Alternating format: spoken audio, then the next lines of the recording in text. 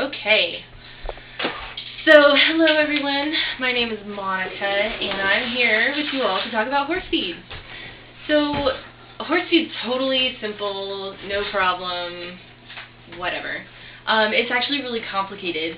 So I've done just pretty basic research, and I've just tip of the iceberg. So, what you feed your horse affects its overall good health. So it's really important to know what you're doing when it comes to feed. And since my family's just gotten a horse, this is something I was particularly interested in. One of the things I learned was that in the competitive racing community, they're realizing that joints and bones are breaking down faster than what they were expecting on a horse. So they've done a lot of research into feed and nutrition to see if there's any way that they can stop that from happening, and so they're learning a lot. But what goes hand in hand with that is the increasing in knowledge. Is sort of like with workouts. There's always workout trends. There's feed trends. So you really have to pay attention to what's the trend and what is it actually backed up by as far as scientific research and knowledge. So today we're going to talk about just some basic ingredients in different kinds of feeds, and then a couple of different types of feeds. And then I also have some notes about storage and label reading that I'll probably have to get to later. I have some handouts for y'all after. So basic ingredients, and I have some examples here on this table. Like we have flax, we have bran, we have a mixed grain feed that has some oats and some other things in it that's pretty good. We have just plain oats, so it's not like the oats that we eat. This is totally unprocessed. We have an example of a pellet feed, which this is alfalfa, it's green, and then something called LMF, which is another pellet feed. So go ahead and pass these around. Take a look. So the most important thing that horses eat is grazing. It's grass, it's hay. So grazing is really, really important for horses. They eat 2% of their body weight a day. It's also what hay in particular is a forage feed, and hay is what we supplement with, is very important, especially in the winter, because it keeps their body temperature up. So in the winter time, when your pastures are a little bit more bare, people supplement with hay and grasses to make sure their horses can stay warm enough through winter. Bran is another type of feed, and it's one that you often will mix with some water, because when bran is mixed with water, it acts as a laxative, which is, for some horses, a really good thing. So some feeds you do mix with water. Chaff is something that you can put in feed to keep your horse from eating too fast. And I believe it's sort of like a corn husky type thing. Barley is another source, and I believe one of the brand mix over there has barley in it.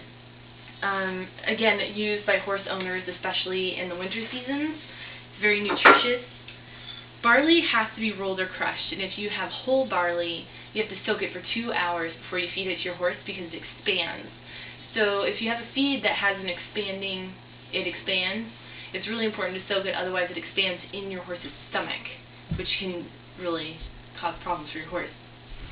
So oats is another one that is being passed around, and oats are super common. Horses digest oats really, really well, and they get a lot of energy and nutrition from oats, so it's a very common feed.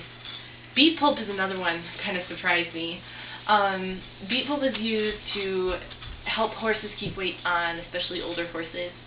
So if you have an older horse that's getting too lean, often beet pulp is something that's added into a feed mix to help with that.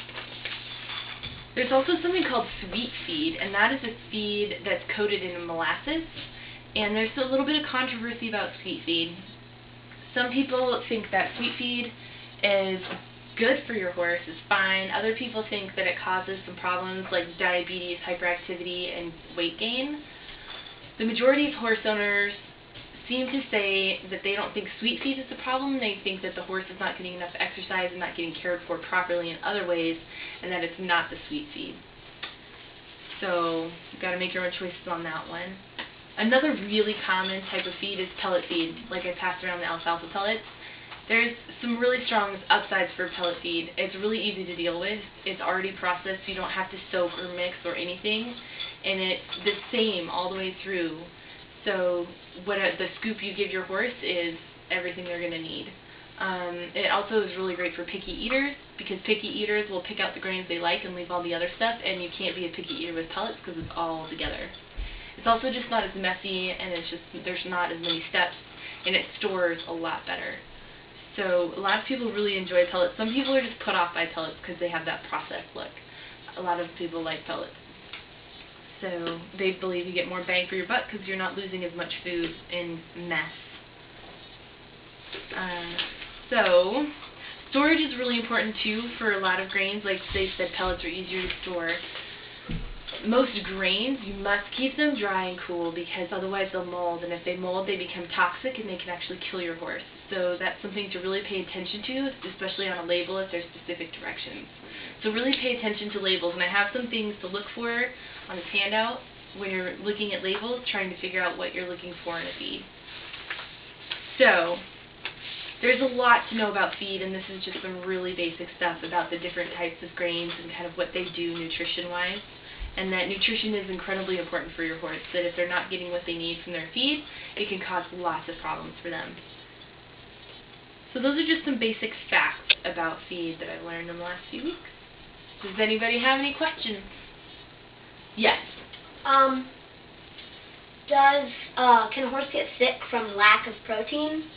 Yes, a horse can get sick from lack of protein. They need protein so they can digest easily.